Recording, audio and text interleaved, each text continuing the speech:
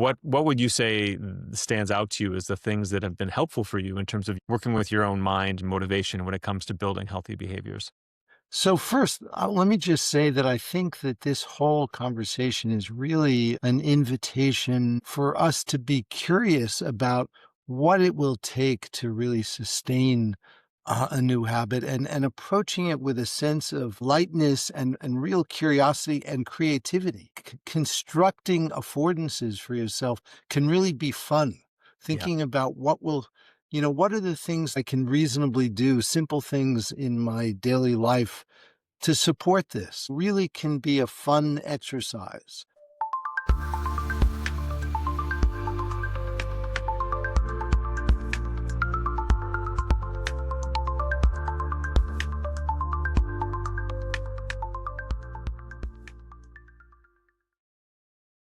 Everyone, welcome to another episode of Dharma Lab. I'm here with my dear friend and colleague, Dr. Richard Davidson, one of the eminent neuroscientists on the planet today. I'm Dr. Cortland Dahl, and we are going to discuss the neuroscience of New Year's resolutions today. I don't know about you, but I've had a repeated experience probably every year of my adult life, if I'm honest, where I have some grand plan for some big change I want to make, and I'm super inspired, and it lasts maybe a week, maybe two or three if I'm lucky. And then a month later, it just sort of fizzles out and it's gone.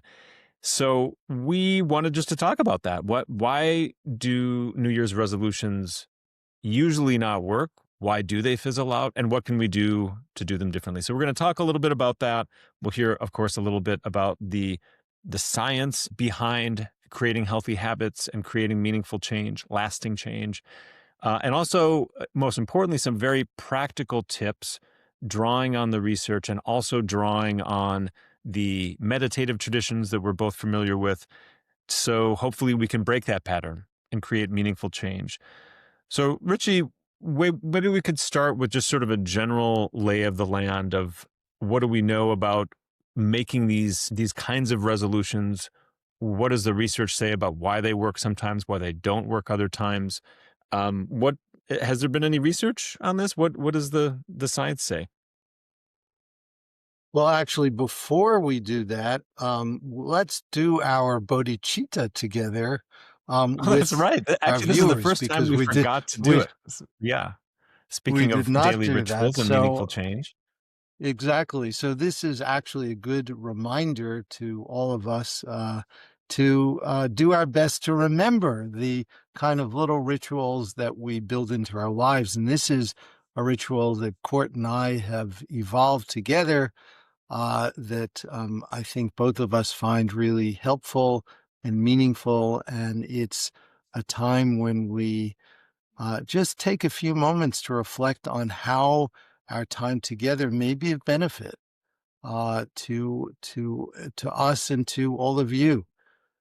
So maybe we can take a few moments and simply reflect on our motivation for being here and our intention to have this dialogue be of some benefit. So maybe we can just take 30 seconds or so to silently reflect. Hmm. Wonderful.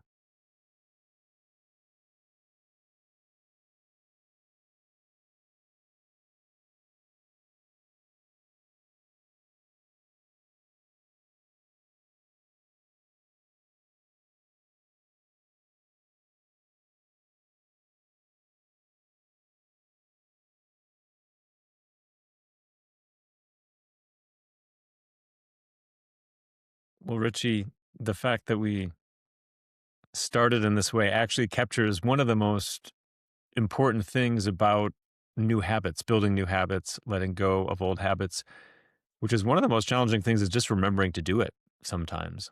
In some ways, that's half the battle is even just remembering.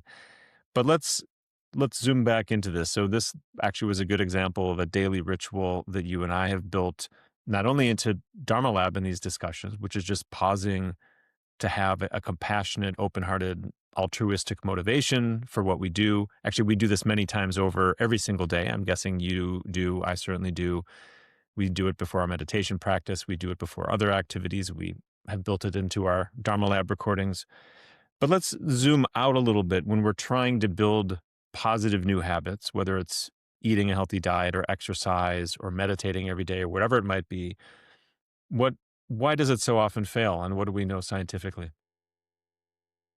Well, one of the reasons why it so often fails is because the brain is sensitive to context. There is a word that psychologists and neuroscience scientists use that's called affordance. Affordance, and that's a word that we use in our new book that's coming out in March, Born to Flourish. An affordance is something that is occurring in the environment. It could be, for example, the start of our recording for Dharma Lab is an affordance. Eating breakfast is an affordance. These are activities that are clear activities in one's daily life that afford, if you will, the opportunity for something to occur, some regular event to occur. If you are, for example, have some New Year's resolution to lose weight, and everything in your environment stays the same, there are many affordances throughout your environment, many of which you're not totally aware of. Sometimes you're really very unaware of them, but they still hijack our mind and our brain and drive our behavior. And so it's a little bit wishful thinking, so to speak, to think that, well, I can just decide that I'm going to change my behavior when everything in my environment is staying the same. It's very difficult to do something like that. And so, one of the invitations of that insight is if you really want to make a change in your behavior, don't just change your intention, but also actually change your physical environment in ways that change the affordances. And so, depending on what it is that you want to do, changing those affordances can really be helpful. Yeah, that lines up perfectly with Buddhist psychology, both in the sense of what we usually miss, the blind spot that makes the resolution fizzle out, or any new behavior change or new habit fizzle out, but also very practically what we can do to shift that. In Buddhist psychology, there's a phrase you hear all the time, which is causes and conditions. In fact, there's a meditation practice, Richie, that you and I both do, that's taught by Mingyur Rinpoche, that has this line that says, when causes and conditions come together, a result is sure to follow. We usually focus on the result. Like, we want the thing to happen. We want to lose weight. And then we have a very simplistic idea of, okay, I will eat less. If I just eat less, I will lose weight. And it's a kind of a simple formula. And what we usually can say is that rarely works. And it's precisely because there are all sorts of causes and conditions that are feeding into whatever behavior patterns we have. And that's just one little piece of it. Like the eating less, if, as you're saying, if all the other causes and conditions remain the same and you're only trying to change that one thing, well, it's like you have 99 things working against you and one working for you. So the idea is you want to assemble an array of causes and conditions. No one of them on their own is going to kind of do the trick. Ideally, it's a whole bunch of things. So when I think, for example, actually, like eating healthy is something that I'm, probably all of humanity, we're always working on this. I'm certainly actively working on this. As a vegetarian, I realize I don't eat enough protein recently, and it's hard to get enough protein. So one of the things that I realized is something I can do to keep me motivated and to help me remember and just to stay engaged with doing that is listening to podcasts. Like I listen to things, I listen to news or, whatever, but I can listen to something that's talking about health and diet, and it just keeps me engaged and motivating versus I could listen to other things that might just be stressing me out and taking me in the opposite direction. Or the conversations I have with my wife, for example. What do I read? And it's not like I need to do this all the time, but if I'm not doing anything, if I don't do anything to feed that, I'm just going to forget about it. So I think that's maybe the first practical tip is that you need to set the stage for meaningful change, not just the behavior you want to change, but what are all the surrounding causes and conditions, or the affordances, as you've said? So that's a great kind of first practical tip. You really need to make that part of the plan, so to speak. So Yeah. yeah, So what there else? are other things too. Yeah. One of them is often we come to the end of the year and New Year's resolutions with some grand plan for some big change. And of course, big change is really hard. And so another principle is to consider more modest change and to do this more incrementally, kind of step by step. One of the things that our meditation teacher, Mingyur Rinpoche, often talks about is taking small steps.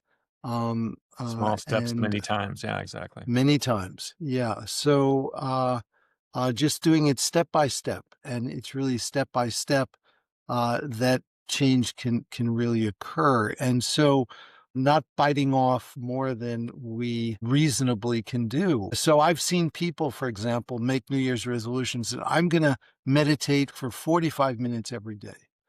People who, who are really beginners. And, they may meditate for 45 minutes for the first few days, but rarely, exceedingly rarely are people able to keep that up based on, I think, both of our experience. And so, one thing that we can say to ourselves is, okay, what's the minimum amount of time that you think you can commit to meditating every day, say, for at least a month? Hmm. However short it is, even if it's for just 1 or 2 minutes, that's okay if you can make a commitment to really doing that. And so I think that that's another principle. Yeah, totally. And that phrase, the small steps repeated many times, is such a simple thing. And it is interesting that our minds naturally don't do that. Like, we have the moment of inspiration. New Year's resolutions are the best example of this. And like you said, we immediately think of some grand plan. The research on diet is kind of bulletproof in this respect, which is they just don't last. They rarely work.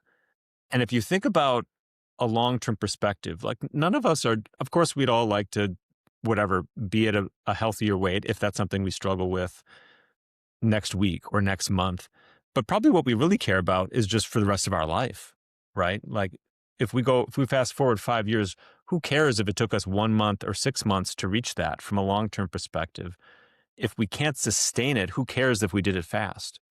And if we can sustain it, who cares if it took us a little longer to get there? And that's the contemplative view, is that it just doesn't work to try to, like, go too far too fast. So the way I like to think about it, based on the meditative training, is ideally you want to have something that's very doable, almost bordering on too easy to do each day. And then sometimes you're inspired and you can do more than that. That's fine. But your baseline is something like, okay, I can do 5 minutes or 10 minutes, even if I'm busy, like in the Healthy Minds app. And we talk a lot about this in Born to Flourish, our new book. There's many ways to practice. You can practice while you're going for a walk or commuting, and just have something that you can do every day, and you can always stay connected to that. And then do more when you're inspired. But that doesn't have to be the baseline, like, that you can't sustain over time. So that, I think, along with the setting the stage and the causative conditions, it's it's that many small steps will beat big dramatic shifts every time. Every time, Right. like from a long-term perspective. So actually build it around the small steps, not the grand plans that never pan out. Yeah, exactly. Exactly. And then another element, I think, is be prepared for lapses because they will occur. That's okay. Another famous line from Mingyur Rinpoche is the road to Lhasa goes up and down. We've talked about it on other Dharma Lab episodes. And what Mingyur Rinpoche means by that is simply that progress along this path is sometimes feels great and feels like you're really making progress. And other times, it may really be difficult. But that doesn't mean that it's not contributing in a meaningful way toward this path. And so having the appropriate expectations is really important. So if you miss a day or if you are really distracted or sleepy, that's okay. And it's not a reason to think that I'm not a good meditator or that this is not working. The fact that you're aware of it actually means it's working. Yeah, it's so true. And in many ways, the real practice with a lot of healthy behavior change is what's happening in the dip. It's what's happening when you're not kind of going up to the peak of the mountain, but you're going down into the swamp and it doesn't feel good. You don't feel motivated. Because if you can keep doing it then you're bulletproof, right? Then you're gonna keep going. Whereas if you're kind of feeling like it has to feel like the high of the practice is somehow like your ability to do it is dependent on that. It's dependent on it feeling good. It's dependent on the motivation being very high. It's gonna fizzle out because that's just not reality. So again, to think about this from a meditative point of view, again, in Buddhist psychology, one of the core principles that you hear all the time, I would say if you had to pick a few key principles, one is the one we already talked about, which is causes and conditions. So that in Buddhist terms, we hear about interdependence all the time and really attending to those causes and conditions. Another one you hear about endlessly is impermanence. Just like don't take for granted that your current motivational state, your current mental or emotional state is going to last. It won't.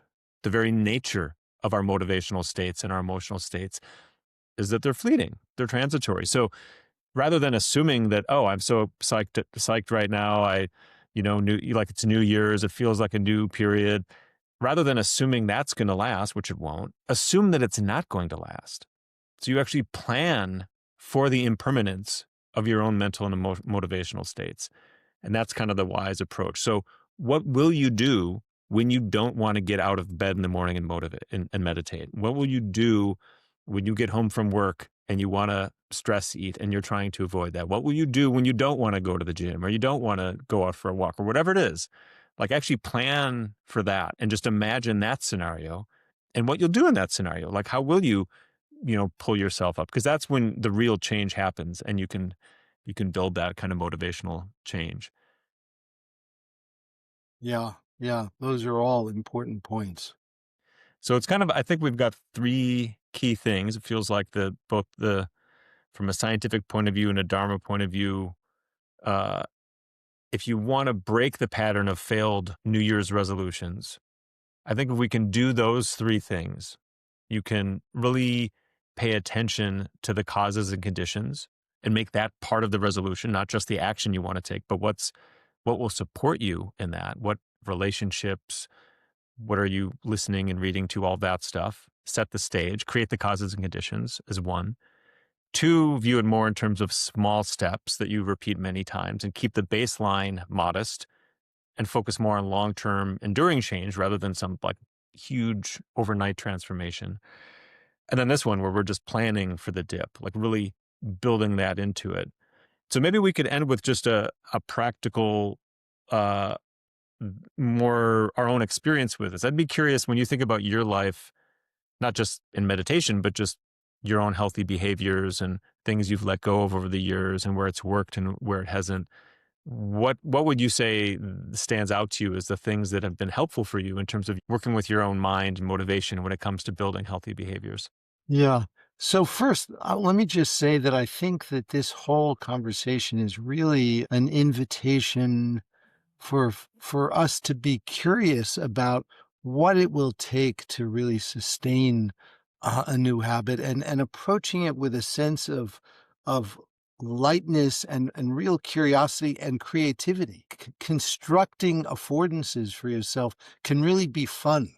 Thinking about what are the things that I can reasonably do, simple things in my daily life to support this really can be a fun exercise. And so for me, one of the virtuous qualities that we talk about in Buddhism is patience. And, I think it's important to be patient. Change doesn't happen overnight, it's typically more gradual. I mean, occasionally there are more kind of disjunctive changes, but for most people, most of the time it's gradual. And so just appreciate that we're all in this for the long haul. Mhm. And it's going to take time. And, for me, over the years, I've evolved a whole series of things. And so one of the affordances for me is mealtime. And, it's just simple. Every time I eat, and it took me a while, and there were years when I just, were mindlessly wolfing down stuff. But, now that rarely happens, but it's taken a long time to actually establish that as a habit. And so it's an And what affordance exactly for is the me. habit that you're just bringing some of your meditation practice or a Yeah, different so view it's into it? it's a it's a time for me to reflect and to really do a simple appreciation practice, Mm. to appreciate all the people that it took for me to have food on my plate. And I just mentally go through, it could be someone I know that's cooked it. It could be, coming from a restaurant, in which case I'll imagine people that I don't know, but simply appreciate them. It could be, person who delivered it. It could be, I mean, there's so many possibilities. And it also, I occasionally think of the people who built the table that we're sitting at. And so it's an extraordinarily large group. And so that's one kind of really simple habit. Then, there are many others. So when I exercise, for me, physical exercise is an important part of my weekly routine. It's now winter in Madison, so I often bike ride, but I'm not bike riding outdoors anymore. So I'll ride indoors, but I'll ski outdoors, cross country ski. But at the very beginning of when I exercise, I'll spend a few moments just reflecting on how being physically fit and able bodied is beneficial not just for my own health, but it allows me to do the work I do to serve others. And it Mm. it it can turn what may be a quite kind of self-focused act into an altruistic act, just like that, and have that be part of one's practice.